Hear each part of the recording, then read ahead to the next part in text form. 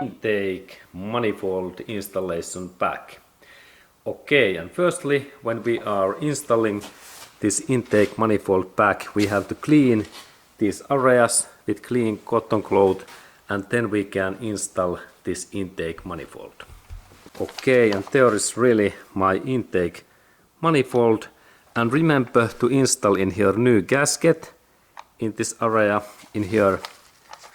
It is important thing. And then we install this manifold in this way. This is the right way, and there are those bolts, 8 screws what I have to install, and this intake manifold goes in one way in here nicely, and now I install that in there, and we can see that how it happens. Okay, and this installation happens so that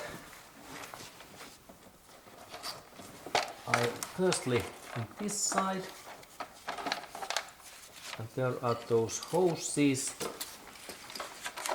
that must be in here, and then this part, that part goes in this way in here, and now I install that in deeper, and then we can see the results better.